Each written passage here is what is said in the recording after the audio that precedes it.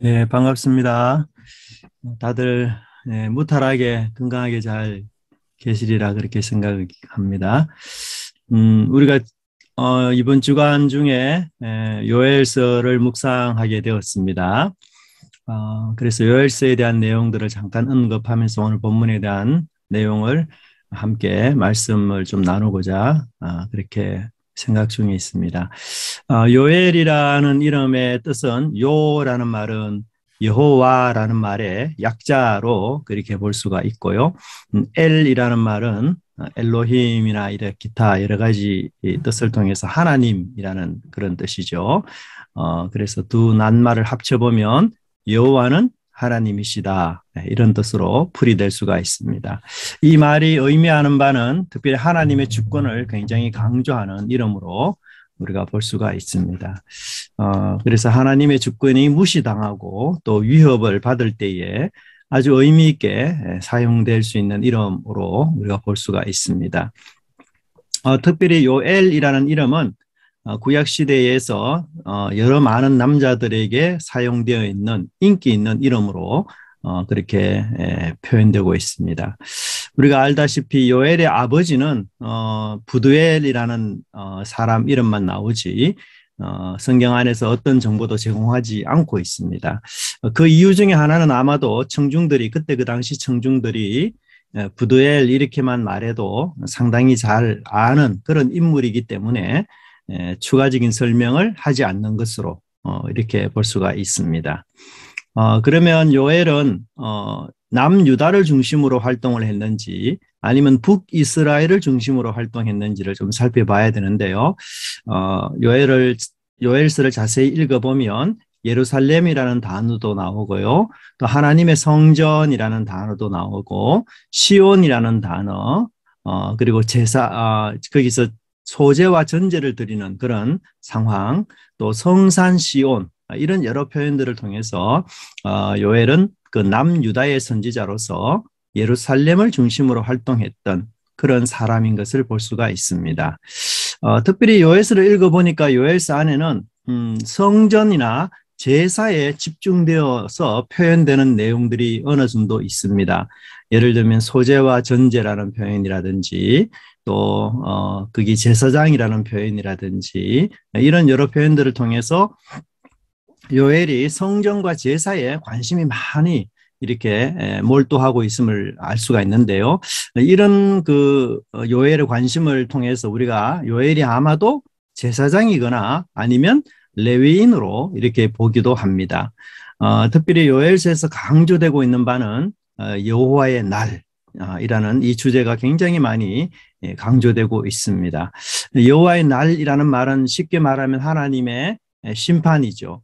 하나님의 심판인데 보통 선지자들이 하나님의 심판을 이야기할 때는 이스라엘이 어떤 죄를 지었기 때문에 이런 심판을 받는다라고 명시하고 있지만 이 요엘서 안에는 이스라엘, 남유다에 대한 사회적 비판, 즉 그들이 지금 무엇을 잘못하고 있는지에 대한 구체적인 죄목들이 거의 없다는 것이 아주 특징적입니다. 오로지 요엘의 관심은 임박한 여호와의 날에 대한 얘기만을 아주 많이 서술하고 있는데요. 그것도 우리가 1장에서는 메뚜기 때 재앙을 인하여 여호와의 날에 그림자적인 그런 심판을 받은 이스라엘이 이제 2장에서는 이방 군대의 침입으로 메뚜기 때 재앙보다도 훨씬 더 극심한 여호와의 날에 심판이 임할 것을 예측하고 있습니다. 그래서 요엘의 관심은 아마도 이 여호와의 날에 대한 경종을 유다에게 알려주고 유다로 하여금 회개해서 하나님과 관계가 회복되기를 바라는 그런 마음이 간절했기 때문에 그들의 사회적인 죄 혹은 종교적인 부패에 대해서는 거의 언급이 없는 것으로 보고 있습니다. 한편 여호와의 날이 임하게 된다면 그들이 그동안 범죄했던 사회적 죄와 종교적인 부패들이 한꺼번에 다 정리될 것이기 때문에 요엘은 그 죄의 몫을 죄에 대한 얘기들을 하기보다는 임박한 여호와의 날을 어떻게 준비하고 맞이해야 될지에 대한 관심이 훨씬 더 많은 것으로 우리가 볼 수가 있습니다. 어, 그 학자들마다 제일 어려워하는 게 이 요엘서가 언제 쓰여졌는가, 이 요엘서의 시대적 배경이 도대체 어느 때인가가 굉장히 혼란스럽습니다. 왜냐하면 요엘서 자체 내에서는 이 요엘이 어느 왕 때에 쓰여졌다는 이런 시대적 배경에 대한 뚜렷한 정보를 제공해 주지 않고 있기 때문인 거죠. 그러나 안에 내용을 보면 예측할 수 있는 것은 이제 성전에 곧 어마무시한 하나님의 심판과 침략이 있을 것임을 우리가 2장 1절에서 예고되고 있고요. 뿐만 아니라 이방인들의 이 대적들이 이 유다를 침공할 것을 2장 11절에 또 예측하고 있습니다. 또 성전이 황폐한 중에서도 하나님께 기도할 수 있다라고 청중을 격려하는 이 요엘의 모습을 보면 아마도 예루살렘이 무너지고 재건되기 직전인 주전 587년부터 538년 정도에 이 요엘이 쓰여져 있지 않는가, 그렇게 많이 보고 있습니다. 또 하나는 이 요엘서를 받아보는 청중이 지금 어떤 상황에 놓여 있는지 그것을 우리가 알아보는 것이 훨씬 더 중요한데요. 일단 요엘서는 이스라엘에게 아주 참담한 상황부터 시작하고 있습니다. 메뚜기 떼의 공격 때문에 유다가 먹을 것이 하나도 남지 않는 절박한 그런 상황을 이야기하고 있고요. 그래서 밭의 모든 소산들은 다 사라지고 이제 먹는 즐거움도 그냥 모조리 사라진 그런 상태고요. 슬픔과 애통, 애곡만이 가득한 그런 상황이 되었음을 1장에서 말하고 있습니다. 특별히 이 슬픔의 아주 극단적인 슬픔은 처녀가 남편 될 사람과 약혼을 했는데 그 약혼녀를 잃어버린 이 처녀의 통곡과 애곡, 이것이 이때 당시 이스라엘 백성들이 처하고 있는, 유다가 처하고 있는 이 슬픔의 아주 극단적인 모습을 요엘이 이야기를 하고 있습니다. 이 메뚜기 떼의 재앙은요, 그냥 한 해만 덮친 것이 아니라 여러 해 동안 이 재앙이 있어졌고, 그래서 이 재앙 때문에 많은 사람들이 피해를 본 그런 상황을 설명하고 있고요. 이런 상황에서 이스라엘이 취해야 될, 유다가 취해야 될 가장 중요한 자세는 바로 금식일을 정하고 하나님의 성전에 모여서 기도할 것을 이야기하고 있습니다. 특별히 1장 14절을 보시면 너희는 금식일을 정하고 성회를 소집하여 장로들과 이 땅의 모든 주민들을 너희 하나님 여호와의 성전으로 모으고 여호와께 부르짖을지어다. 특별히 요엘은 이 날을 가리켜서 여호와의 날이라고 부르고 있습니다. 여호와의 날은 하나님께서 직접 통치하시는 날, 혹은 하나님이 임재하시는 날이라고 묘사가 되고 있습니다. 우리 구약 성경의 모세 오경이나 역사서를 보면은 사실 이 날은 자기 백성을 구원하는 날인 동시에 원수들, 이방인들을 심판하는 그런 날이 바로 여호와의 날입니다.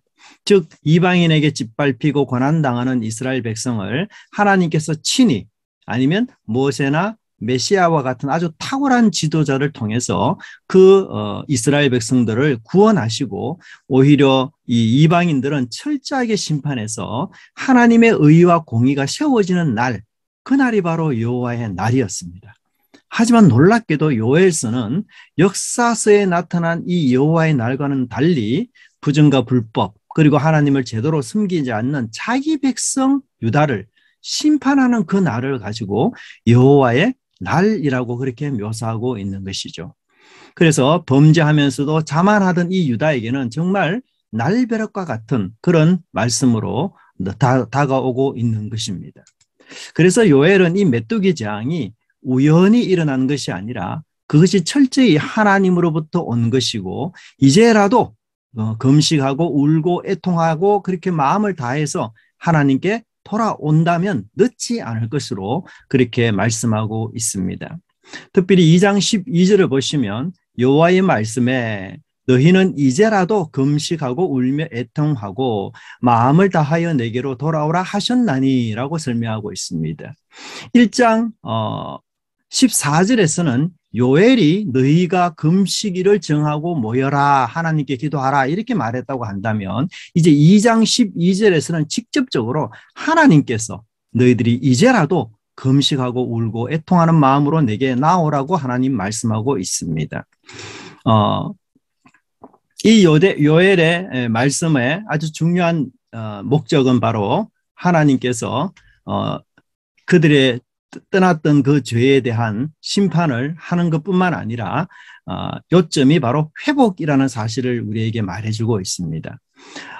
이 요엘은 그 회복의 동력이 바로 하나님께서 자기 백성을 사랑하는 긍휼에 있음을 이야기하고 있고, 그래서 2장 18절에서 여호와께서 자기 땅을 극진히 사랑하시어 그의 백성을 불쌍히 여길 것이라고 그렇게 말해주고 있습니다. 이스라엘은 영원히 수치를 당하지 않을 것이고 여호와는 마침내 그들의 하나님이 되시고 또 그 하나님은 백성들을 도우시고 이끄시는 만유의 주로 임하실 분으로 노래하고 있다는 사실입니다. 더 놀라운 것은 그날에 하나님이 자신의 영을 그들에게 부어주셔서 사로잡히고 흩어졌던 자들이 돌아오게 할 뿐만 아니라 마침내 하나님께서 시온에 거하셔서 온 열방을 통치하는 위대한 왕으로 나타날 것을 이야기하고 있습니다. 결국 이 요엘서는 참담한 현실, 아주 비참한 현실 속에서 있는 그 청중과 독자들을 향한 선포의 말씀이라고 이야기할 수가 있습니다. 그 비참함과 그 참담함, 이것을 회피하거나 외면할 것이 아니라 그 현실을 직시하고 그 아픈 현실을 직시하면서 하나님께 나아오라, 그렇게 요엘이 요청하고 있는 것입니다. 우리 일상에서 벌어지는 모든 비극적인 일, 그것이 결코 끝이 아니기 때문에 너희들이 그런 비극적 일을 맞이한다 할지라도 언제든지 하나님께로 나아간다면 하나님 앞에서는 회복의 길, 소생의 길이 있다는 사실을 요엘은 힘주어 우리에게 강조해주고 있습니다. 우리도 역시 이 요엘서의 청중과 독자처럼 삶의 낭떠러지에 떨어질 때도 있고 더 이상은 내려갈 곳도 없는, 그리고 의지할 것도 믿을 것도 없는 이 절망적인 상황에 처할 수도 있습니다. 또한 우리 인생의 무게와 삶의 짐이 너무 무거워서 그냥 주저앉고 싶은 그 상황이라 할지라도, 또는 오랜 지병으로 모든 것을 포기하고 싶은 그런 절망의 시점에 이르른다 할지라도 하나님은 그것이 끝이 아니라, 그리고 그것이 마지막이 아니라 그것이 최후가 아니라고 말씀하고 있는 것입니다. 그 다음이 있는 것이고 회복이 있는 것이고 복된 날이 있는 것이며 웃음과 기쁨과 즐거움의 날이 있다는 것, 그것을 믿음으로 바라보며 하나님을 앙망하고 회개하고 나오라고 외치고 있는 것입니다. 그런즉 요엘은 어느 시대를 막론하고 어느 청중을 막론하고 하나님 말이 우리 인생에 있어서 의지하고 간구하고 그리고 그 은혜를 구할 유일한 대상임을 잊지 말 것을 우리에게 노래하고 있습니다.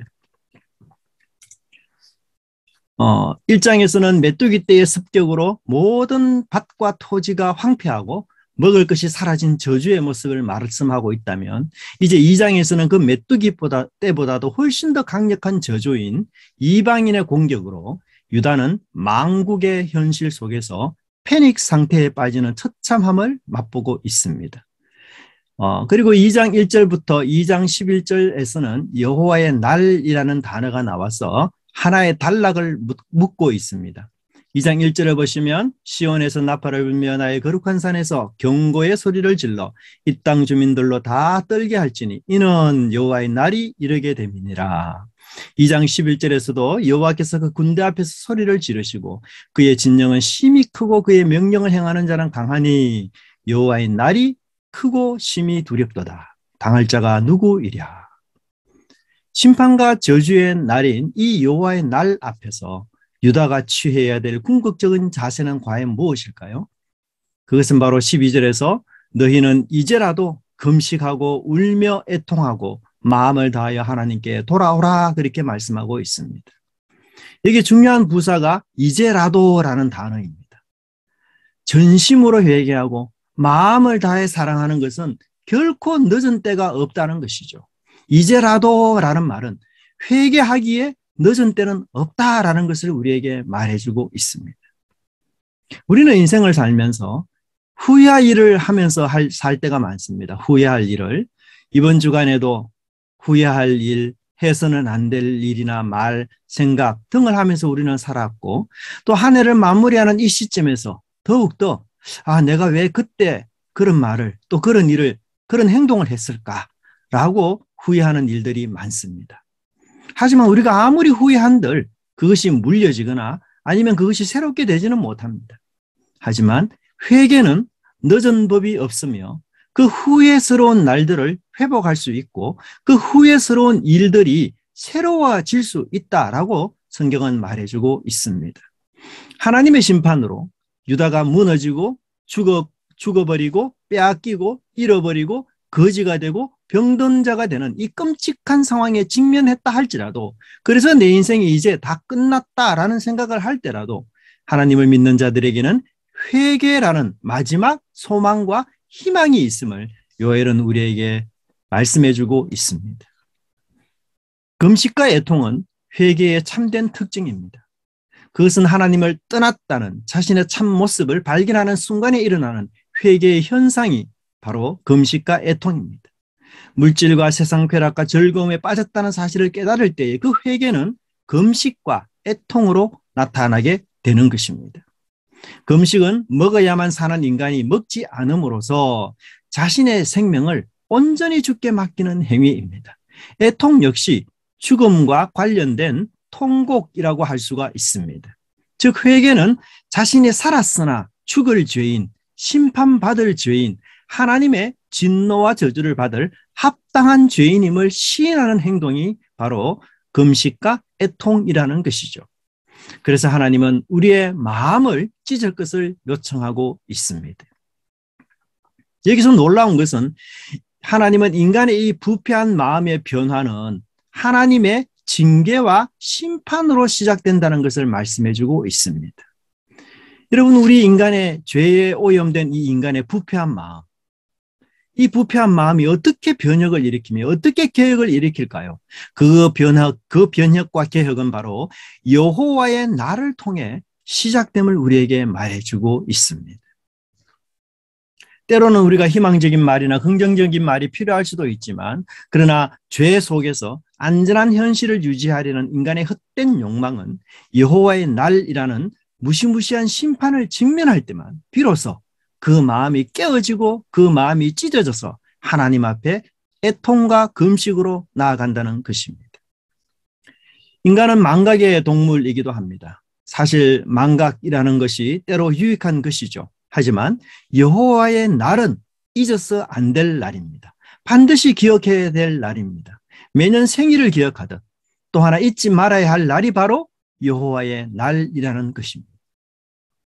유다는 수년 전에 메뚜기로부터 엄청난 피해를 맞이했으나 그것이 여호와의 날의 그림자요 상징인 줄을 전혀 알지 못했습니다. 그래서 그 피해가 복구되고 그 어려움이 사라지고 먹을 양식이 다시 채워지자 그들은 다시 예전의 삶으로 돌아가는 것입니다. 세속을 따라서 무감각하고 현실과 타협하면서 율법을 떠나 살기 시작했던 것입니다. 하지만 하나님은 이런 유다에게 더 끔찍한 여호와의 날을 임하게 한 것입니다. 메뚜기 재앙보다도 더 끔찍하고 더 혹독한 국제 전쟁이 일어나게 한 것이죠. 이 기근의 재앙에서는 피할 사람이 있을지라도 전쟁의 재앙에서는 피할 사람이 없었던 것입니다. 아무도 피할 수 없고 아무도 도망할 수 없는 무서운 재앙이 그들에게 하나님 임하게 한 것입니다. 아마도 여러분들의 인생 속에서도 두 번 다시 만나고 싶지 않는 끔찍한 어려움이 있었을 것입니다. 그 어려움을 통해서 여러분들은 무엇을 깨닫고 무엇을 느끼셨습니까? 그 어려움이 그냥 우연이었고 어떤 사람의 실수나 잘못으로 일어난 단순한 인재라고 생각하십니까? 그렇지 않습니다. 그 배후에 하나님의 손길이 있음을 우리는 기억해야 합니다. 그것이 개인에게 임한 여호와의 날임을 기억해야 하는 것이죠. 아니면 반대로 여러분은 이웃이 당한 어떤 종류의 재난을 들었다면 그것을 자신에게 적용하도록 노력해야 할 것입니다. 이웃에게 임한 그 재앙이 바로 나에게, 나의 가정에게 임한다면 나는 과연 어떻게 해야 할까를 생각해야 하는 것입니다. 역설적이게도 하나님의 사랑은 재앙과 심판으로 나타납니다. 하나님께서 유다를 재앙으로 치시는 이유는, 유다를 여호와의 날로 심판하시는 이유는 그를 전멸시키기 위함이나 멸절하기 위함이 결코 아닙니다. 하나님은 모세와 요엘이 고백한 대로 그는 은혜로우시며 자비로우시며 노하기를 더디하시며 인애가 크신 분이라고 이야기하고 있습니다. 그들의 마음을 여호와께로 돌이키기 위한 하나님의 채찍이라고 설명하고 있습니다. 그런데 여호와의 날의 심판으로 패닉 상태에 빠진 순간, 가장 끔찍한 심판의 순간에 가장 큰 괴로움을 맞이하는 순간, 가장 큰 절망, 그리고 두 번 다시 생각하기도 싫은 그 끔찍한 순간에, 그리고 하나님이 나를 버렸다고, 하나님이 나를 잊었다라고 생각하는 그 순간에 바로 기억해야 될 하나님의 성품이 은혜로우시며 자비로우시며 노하기를 더디하시며 인애가 크신 하나님이라는 성품이라는 것입니다. 이제는 다 끝났구나. 왜 내게 이런 일이, 왜 우리 가정에, 우리 교회 공동체에 이런 일이 생겼냐고 푸념하고 불평하고 원망할 그 시점에 오히려 하나님의 은혜와 자비, 크신 인애를 기억하며 하나님을 찾아야 한다라고 저자는 이야기하고 있습니다. 하나님의 은혜로우심과 하나님의 자비로우심이 만사형통한 일, 술술 잘 풀리는 일을 통해서 발견하는 것이 아니라 끔찍한 재앙 앞에서, 정말 또다시 생각하기 싫은 그런 어려움 앞에서 하나님의 은혜와 자비를 기억하는 그런 순간이 되어야 된다는 것입니다. 이것이 곧 새 출발의 원동력이고 근원이라는 사실입니다. 새 출발의 원동력은 나의 회개에 있는 것이 아니라 범죄하고도 부패한, 그리고 죄악 중에 살았던 나의 이 회개를 수용하고 받아주시는 하나님의 그 무궁하고 크신 자비하심에 있다는 사실을 요엘은 힘주어 우리에게 강조하고 있습니다. 하나님의 은혜는 이처럼 자격 없는 자에게 베푸시는 하나님의 예기치 않는 선물이라는 사실을 우리는 알아야 될 필요가 있습니다. 그렇다면 그 하나님의 은혜의 구체적인 모습이 무엇일까요? 오늘 본문 18절 이하에 묘사된 내용입니다. 특별히 18절부터 32절까지는 하나님이 자기 백성에게 베푸실 은혜를 두 단락으로 설명하고 있습니다. 우선 18절부터 27절까지는 여호와께서 이방 나라 군대를 몰아내시고 이제 땅과 자연을 회복하실 것을 말씀하고 있습니다. 특별히 유다는 이제 기근으로 힘들었던 지난 때와는 달리 풍족해질 것이고 이제 다시는 수치당하는 일이 없이 하나님과의 언약 관계가 아주 튼튼할 것을 말씀하고 있습니다. 두 번째 28절부터 32절까지는 모든 육체에 하나님의 영을 부어주어서 하나님을 예배하고 하나님을 의지하는 사람으로 세우겠다는 것을 약속하고 있습니다. 18절에서 특별히 하나님의 극진한 사랑을 요엘은 말하고 있습니다. 이 극진히라는 말은요, 질투하다, 시기하다, 열심을 내다 이런 뜻이 있습니다. 극진한 사랑과 질투라는 이 단어는 히브리어로 같은 단어를 이야기하고 있습니다. 그러므로 여기서 말하는 질투는 자신보다 더 잘 되는 이웃을 향한 감정을 말하는 것이 아닙니다. 하나님은 사실 스스로 나는 질투의 하나님이라고 묘사하셨습니다. 이것은 언약 관계를 기초로 한 표현입니다. 질투하시는 하나님은 극진한 사랑의 하나님으로서 유다에 대한 사랑이 아주 가득한 하나님의 신실함을 이야기하고 있습니다. 이런 질투의 하나님이 언약 관계가 신실할 때에는 축복으로 나타나지만 언약 관계가 불신실할 때는 심판으로 나타나는 것이 그 특징이라고 할 수가 있습니다. 질투의 하나님은 독단적이고 독점적인 사랑을 원하시는 하나님입니다. 환경에 따라, 조건에 따라 절대로 변하지 않는 사랑을 하시는 분이 바로 질투의 하나님인 것입니다. 그래서 질투의 하나님은 이 유다가 범죄함으로 말미암아 심히 어려운 고난과 곤경에 처했다 할지라도 그를 버리시거나 그를 놔두시는 것이 아니라 오히려 그 약한 자를 도와주며 일으켜주시는 하나님의 변함없는 그 사랑에 기초하고 있다는 것입니다. 세상은 못나고 약하고 무능하고 늙고 추하고 병들었을 때에는 변하고 달라지고 바뀌는 사랑을 합니다. 돈이 있을 때와 없을 때의 사랑이 다르고 대우가 다릅니다. 하지만 질투의 하나님은 사랑의 대상을 바꾸거나 대체품을 찾아서 사랑하시는 분이 아닙니다. 오직 언약 백성에게 신실하고 진실한 사랑을 변함없이 하시는 분이십니다. 내 것이기 때문에 놓을 수 없는 그 극진한 질투의 하나님의 사랑 때문에 유다가 회복될 수 있는 동력이 된다는 사실입니다. 못났다 하더라도 엄청난 어려움과 고난 가운데 있다 할지라도 내 것이고 내 사랑이기 때문에 하나님은 포기할 수도 버릴 수도 없다는 것입니다. 사실 유다는 모든 것을 잃어버렸습니다. 이제 남은 것이 하나도 없고 기댈 만한 것도 없습니다. 도무지 유다의 이 현실 속에서 소망이나 희망은 발견할 수가 없고 암담하고 답답한 그 현실이 바로 유다의 형편이었습니다. 그러나 회개하는 유다에게 하나님의 극진한 사랑이 곁에 있습니다. 금식하며 통회하는 이 유다에게 질투하시는 하나님의 은혜가 극이 있다는 것입니다. 마음을 찢으며 여호와께 돌아가는 이 유다에게 하나님이 긍휼히 여기시고 불쌍히 여기고 계신다는 것입니다. 역설적이게도 유다는 망한 후에 하나님과 더 단단한 관계를 맺으며 비상의 준비를 하고 있습니다. 유다는 저주를 받고 심판받은 이후에 오히려 하나님의 긍휼과 자비의 대상이 되어서 미래를 새롭게 엮어가고 열어가고 있다는 사실입니다. 하나님이 곁에 계신다면, 여호와의 극진한 사랑이 나와 함께 한다면, 불쌍히 여기시는 하나님이 나와 함께 계신다면 세상의 어떤 어려움도, 어떤 징계와 고난에도, 인생의 어떤 무거운 짐도 감당할 수 있을 것입니다. 여러분, 힘을 내십시오. 절망과 좌절, 난파의 그 현장에서 주저앉아 있지 마십시오. 그 순간 은혜로우시며 자비로우시며 노하기를 더디하시며 인애가 크신 하나님을 전심으로 찾고 마음을 찢어 회개한다 하고 하나님께 돌아간다면 하나님은 놀라운 회복의 현실을 여러분에게 허락하시고 주실 것을 믿어야 할 것입니다. 그렇다면 하나님이 약속하시는 구체적인 회복 프로그램은 무엇입니까? 하나님은 19절에서 구체적으로 유다에게 물질적인 회복과 사회적 지위의 회복을 약속하고 있습니다. 19절에 하나님께서 여호와께서 그들에게 응답하여 이르시기를 내가 너에게 곡식과 새 포도주와 기름을 주겠다, 그렇게 말씀하십니다. 먼저 물질적 회복을 약속하고 있습니다. 그런데 이 말씀은 정확히 1장 10절의 말씀과 반대되고 있습니다. 1장 10절은 밭이 황무하고 토지가 마르니 곡식이 떨어지며 새 포도주가 말랐고 기름이 다하였도다.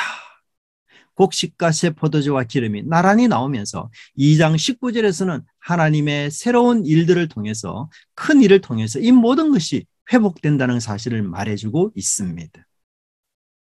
인간은 땅을 디디고 사는 존재입니다. 땅을 의지해서 사는 존재이죠. 비행기를 통해 하늘을 나르고 자동차라는 운송수단을 통해서 온 세상을 누비며 다니지만 땅 없이는 살 수 없는 존재가 바로 인간입니다. 그러므로 땅의 기근은 인간의 목숨이 위험하다는 신호이기도 합니다. 하지만 위대하신 하나님, 긍휼히 여기시는 하나님은 이 자연을 다시 회복시켜 주십니다. 땅을 다시 기름지게 하십니다. 그래서 풍족한 땅의 소산으로 기쁨과 즐거움이 가득한 일상을 주겠다고 하나님 말씀하고 계십니다. 곡식과 새 포도주와 기름은 자연 발생적으로 우연히 생기는 것이 아닙니다. 심었더니 자라나더라, 즉 자동적으로 생기는 것이 아닙니다. 그것은 하나님이 공급해 주시는 것입니다. 하나님의 작품이며 하나님의 수고라는 사실입니다. 극진한 사랑이 하나님이 계신다는 증거인 것입니다. 우리는 식탁을 대할 때마다 하나님의 극진한 사랑에 감동할 수 있어야 할 것입니다. 우리는 아주 사소한 것에서부터도 하나님이 우리를 얼마나 사랑하고 있는지를 깨달을 수 있어야 합니다. 하지만 교만에 빠지고 잘난 자신의 모습에 집착하고 세속의 탐욕에 빠져 있을 때에는 그 곡식과 새 포도주와 기름에서 하나님의 극진한 사랑을 찾지 못하고 깨닫지 못합니다. 그것은 하나님이 주시는 선물이 아니라 내가 돈으로 구매할 수 있는 상품에 불과한 것이죠. 하지만 여호와의 날이 임하면 그것은 돈으로 구매할 수 없는 선물이 된다는 사실을 깨닫게 될 것입니다. 두 번째로 하나님은 사회적 회복을 약속하고 계십니다. 19절 하반절에서 더 이상 욕을 당하지 않으며 수치를 당하지 않을 것이라고 말씀하고 있습니다. 사실 이 부분도 1장의 내용과 정반대의 모습을 말해주고 있습니다. 메뚜기로 인한 하나님의 심판이 임했을 때에 11절을 보면은 농부들은 부끄러워하며 13절에서 제사장들은 애통하며 14절에서 장로들과 이 땅 모든 주민들도 애통하며 18절부터 20절을 보면은 심지어 가축들과 들짐승까지도 애통하는 그런 일들이 생기게 됩니다.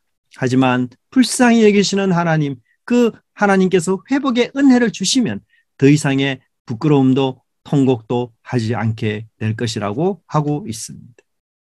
원래 유다는 하나님의 영광을 반영하며 세상에서 제사장 나라의 모습을 보이도록 하나님께서 부르신 것입니다. 하지만 소명을 잃은 유다는 부끄러움과 수치의 공동체가 되고 말았습니다. 사명을 다한 유다는 영광스러운 명예를 잃고 말았습니다. 그래서 두 눈이 뽑혀 블레셋의 노예가 된 삼손처럼 추한 몰골, 폐잔병이 되고 말았습니다. 사람들의 손가락질을 받으며 미움받는 존재가 되고 말았습니다. 아무도 관심을 갖지 않습니다. 존재하지만 알아주지 않고 실존하지만 투명 인간처럼 대접받는 사람이 되고 말았습니다. 되고 싶지 않는 1순위의 사람이었고 결혼하고 싶지 않는 1순위의 사람이기도 했습니다. 하지만 부활의 하나님, 그 역전의 하나님, 긍휼의 하나님께서 만지기 시작하시고 움직이기 시작하시고 일하기 시작하면 이제 유다의 위상은 달라질 것입니다. 이제 하나님께서 직접 그 유다의 원수를 멸하실 것이기 때문입니다. 20절의 말씀처럼 그들을 사해에 빠뜨릴 것이며 지중해에 빠뜨릴 것입니다. 다시는 유다를 괴롭히지 못하도록, 다시는 유다를 공격하지 못하도록 하나님께서 철저하게 진멸시킬 것입니다. 애굽의 군사들을 통해 홍해에 수장시킨 것처럼 하나님께서 다시 한번 원수들을 수장시키고 말 것입니다. 그리하여 유다 때문에 일어난 이 땅의 기근을 하나님은 다시 회복시킬 것이며 유다 때문에 일어난 이 들짐승들의 울부짖음을 하나님은 다시 풍족함과 배부름으로 채워 나가실 것입니다. 이것을 요엘은 20절과 21절 그리고 26절에서 큰 일, 놀라운 일이라고 설명하고 있습니다. 20절과 21절에서는 큰 일, 그리고 26절에서는 하나님의 놀라운 일이라고 설명하고 있습니다. 즉 자연의 회복, 원수의 멸망, 유다의 명예 회복, 이것은 하나님이 행하시는 크고 위대한 일이며 놀라운 일이라고 요엘은 설명하고 있습니다. 여기 21절부터 23절을 보면은 땅이여 들짐승들아 시온의 자녀들아 이렇게 부르고 있습니다. 땅이여 두려워하지 말고 기뻐하며 즐거워할지어다. 들짐승들아 두려워하지 말지어다. 시온의 자녀들아 너희는 너희 하나님 여호와로 말미암아 기뻐하며 즐거워할지어다. 여러분 이 순서를 보면은 무엇이 생각이 납니까? 땅, 들짐승, 인간. 네. 창조를 지금 연상하게 만들어요. 창조의 순서가 땅, 들짐승, 인간이었거든요. 그래서 하나님은 회복의 순서도 땅, 들짐승, 인간으로 지금 묘사하고 있는 것을 깨달을 수가 있습니다. 하나님께서 행하신 큰 일의 구체적인 모습은 바로 이런 회복의 역사가 있다는 사실을 말해주고 있습니다. 그런데 23절에서 아주 특이한 단어가 발견이 됩니다. 한글로는 너희를 위하여 비를 내리시되 이런 비를 너희에게 적당하게 주시니라 라고 묘사되는데요. 이 적당하게라는 말이 바로 히브리어로는 공의를 의미하는 단어입니다. 공의는 기본적으로 올바른 관계를 이야기하고 있습니다. 즉 하나님께서 그들에게 내리시는 비는 그들과 하나님 사이에 올바른 관계가 맺어졌다는 사실을 우리에게 말해주고 있습니다. 즉 이러한 회복의 이면에는 하나님과 유다 사이에 맺어진 바른 관계가 전제되고 있다는 말씀입니다. 여기서 우리 하나님께서 극진한 사랑의 하나님께서 가장 소중히 여기시는 것이 무엇인지 뚜렷이 드러나는데요. 그것은 바로 하나님과 바른 관계를 맺는 것. 그것이 하나님에게는 가장 소중한 것임을 말해주고 있습니다. 하나님은 유다의 위치, 유다가 가진 유다가 가진 능력과 힘 이런 것들을 보는 분이 아닙니다. 질투하시는 하나님은 독점적이고 독장적인 그 하나님의 사랑에 나도 하나님을 질투하는 사랑으로 사랑하는 것. 그것이 바로 바른 관계를 맺는 1순위의 순서라고 말씀해주고 있습니다. 하지만 유다가 소중히 여기는 것은 현실이었고 힘이었고 능력과 부였던 것입니다. 그들은 힘을 위해서라면, 자리를 위해서라면, 능력을 위해서라면 얼마든지 관계는 바꿀 수 있고 얼마든지 관계는 변할 수 있고 달라질 수 있다라고 생각했던 것입니다. 한마디로 유다는 공의가 상실된 그런 존재였던 것입니다. 유다의 공의는 하나님을 닮지 못하고 공의롭지 못한 우상을 닮는 존재가 되고 말았습니다. 하나님을 향한 유다의 헌신은 아침 이슬이나 아침 안개처럼 쉬 사라지는 것들이었습니다. 그것은 일회용에 불과한 것이었고 믿을 수가 없는 것이었던 것이죠. 그러나 하나님의 큰 일은 이러한 유다를 신실한 자로, 공의로운 자로, 질투의 사랑을 하는 자로 변화시켜 놓는 것이었습니다. 이것은 세상이 할 수 없는 오직 하나님만 하실 수 있는 아주 위대하고 놀랍고도 큰 일이었던 것입니다.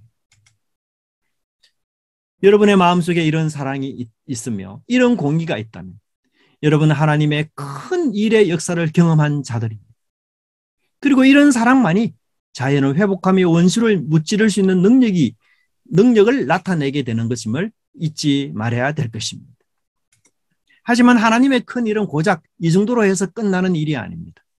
요엘서 28절에서는 2장 28절에서는 하나님의 영을 모든 백성에게 부어주는 것, 그것이 바로 하나님이 행하시는 위대하고 놀라운 일의 절정이라고 말씀하고 있습니다. 사실 28절과 29절을 많은 사람들이 문자로 이해해서 오해하고 있는 구절 중에 하나로 그렇게 봅니다.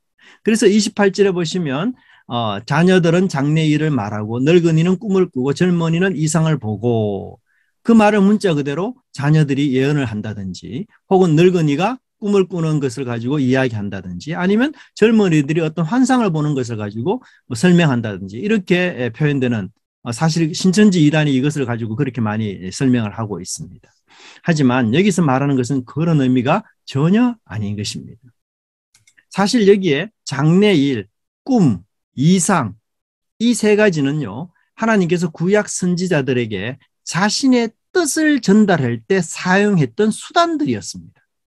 하나님이 선지자들에게 장래의 일을 말하게 하거나 꿈을 통해서 아니면 이상과 환상과 계시를 통해서 자기 뜻을 선지자들에게 전달할 때 이런 방법들, 이런 수단들을 하나님이 사용하셨습니다. 장래의 일이라는 것은 앞으로 일어날 일을 맞추는 점쟁이가 된다는 뜻이 아닙니다. 예언자들은 장래 일을 말하는 사람으로 이야기하는데요. 그것은 하나님 말씀대로 순종할 때에는 어떤 일이 일어나고, 그러나 하나님 말씀을 거역할 때는 어떤 일이 일어난다라는 것을 전하는 것이 바로 장래 일입니다.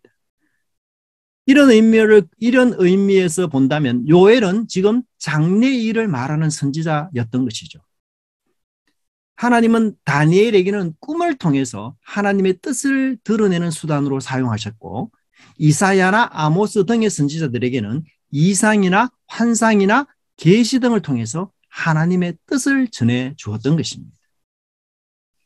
구약에서는 선지자들이나 아니면 하나님의 특별한 종에게만 임했던 이 하나님의 영이 이제는 사회적 지위와 무관하게, 연령과 무관하게, 성별과 무관하게 모든 백성들에게 임한다라고 하나님은 노래하고 있습니다. 그러므로 하나님의 영이 함께하는 모든 자들은 사실 선지자로 활동하고 사역하고 있음을 바라보고 있는 것입니다. 여러분은 어떤 사람이라고요? 선지자라는 것입니다. 하나님의 영이 함께하는 여러분은 선지자라는 사실입니다. 그리고 하나님의 영이 임하는 궁극적인 목적은 무엇입니까? 하나님의 큰 일, 위대한 일, 놀라운 일, 그게 뭐죠? 예수님을 통해서 하나님의 구원 사역이 진정으로 성취되고 그것을 믿고 알리고 행하는 그 일, 그것이 바로 성령이 임하는 궁극적인 목적이라고 이야기하고 있습니다. 그렇다면 성령에 취한 자들, 성령에 충만한 자들은 하나님이 주시는 꿈, 하나님이 원하시는 그 질투의 사랑, 하나님이 계획하신 구원사를 바라보며 요엘이 예언한 그날의 진정한 실체가 오기까지 노력하며 기도하는 사람이라고 말할 수 있을 것입니다. 성령에 충만한 예언자들이 바라보았던 그 마음으로 교회와 세상을 바라보아야 할 것입니다. 자연과 만물을 바라보아야 할 것입니다. 무엇이 어떻게 변화되고 어떻게 달라져야 하나님이 원하시는 그 이상이 실현될지를 우리는 고민하면서 그것을 위해 기도해야 할 것입니다. 단지 개인의 영달과 개인의 목표를 이루기 위한 기도가 아니라 이 요엘의 예언이 나의 기도가 되고 그 요엘의 외침과 명령이 나의 간구가 되도록 해야 할 것입니다. 나 자신은 하나님의 독점적인 사랑을 받은 사람으로 내가 어떻게 하나님께 다시 극진한 사랑으로 다가가고 있는지를 살펴보아야 할 것입니다. 요엘이 말한 것처럼 우리는 무엇을 말하며 우리는 무엇을 꿈꾸며 우리는 과연 무엇을 소원 삼아 이 세상을 살아가고 있는지 우리는 우리 스스로에게 질문해 보아야 할 것입니다.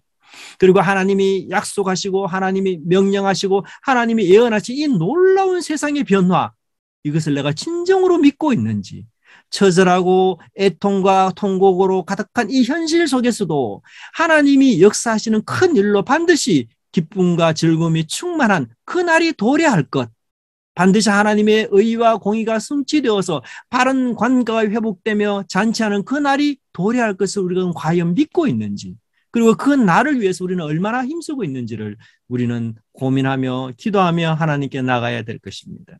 그런 믿음으로 일상에서 어떻게 우리가 하나님의 나라를 녹여내고 있는지 살펴보는 그런 은혜가 있는 우리 믿음의 교회 성도님들 다 되시기를 간절히 바랍니다. 기도하겠습니다.